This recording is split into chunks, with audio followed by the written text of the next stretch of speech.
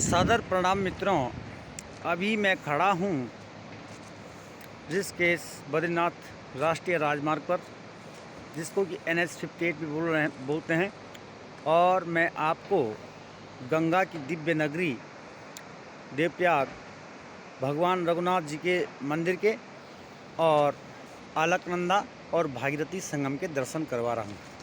अगर देखा जाए तो असली गंगा का प्रादुर्भाव यहीं से होता है। उस शांत स्वभाव से जो धारा बह रही है वो अलकनंदा है, वो सत्यपथ ग्लेशियर बद्रीनाथ से आती है, और ये जो वेग से बह रही हैं ये भागीरथी हैं जो गौमुख ग्लेशियर से आती हैं।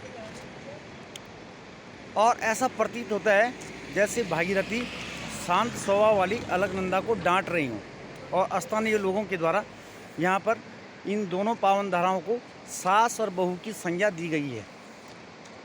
खैर,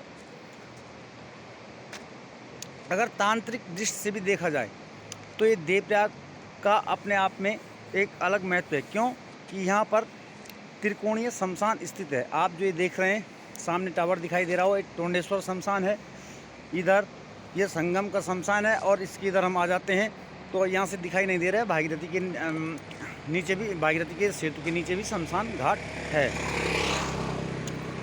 और यूँ तो इसी NH-58 पर पंच प्रयाग हैं, और पंच प्रयागों के अपने अलग अलग महत्व हैं। और क्रम वाइज में उधर से प्रयागों की गिनती करूं तो पहले विष्णु प्रयाग है, उसके बाद नंद प्रयाग है, फिर कर्ण प्रयाग है, फिर रुद्र प्रयाग है, और उसके बाद ये पांचवा आपका देव प्रयाग है। मतलब बद्रीनाथ से देवप्रयाग की तरफ आते हुए। और देवप्रयाग की अगर मैं बात करूं तो देवप्रयाग का एक अपना अलग महत्व है। देवप्रयाग की गिनती 108 दिव्य देशों में होती है, और जब पेरुमल की प्रशंसा में पासुर गाए जाते हैं तो उन पासुरों में भी इन दो धाराओं का जिक्र आता है, और देवप्रयाग का भी उसमें उल्लेख होता है। ये पूरी दिव्य नगरी देवप्रयाग 3 पर्वत श्रेणियों से घिरी हुई है। इधर जो आप देख रहे हैं जहाँ ये संस्कृत संस्थान बना हुआ है, ये नरसिंहांचल पर्वत है, और ये पौड़ी जनपद के अंतर्गत पड़ता है।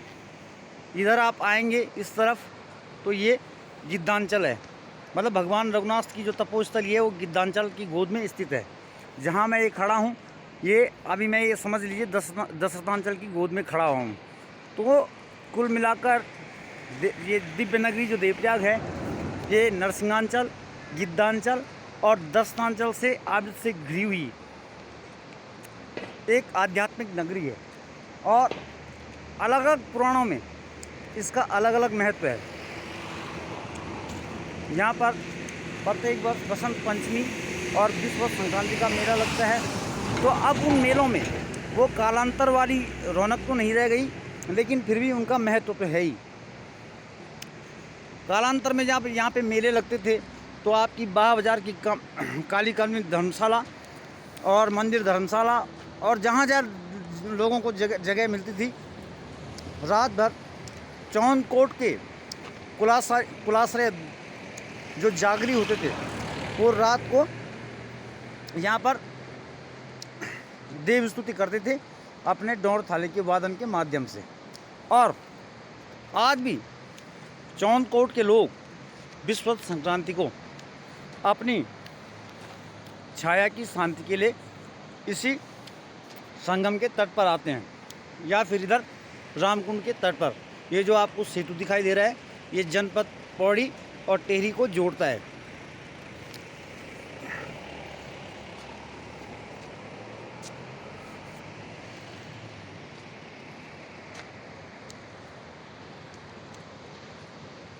आज थोड़ा समय का अभाव था, इसलिए इस पर ज़्यादा प्रकाश नहीं डाल पाऊँगा। और सभी स्नेहीजनों की सुख समृद्धि और वैभव की कामना भगवान रघुनाथ और माँ गंगे से करूँगा। धन्यवाद।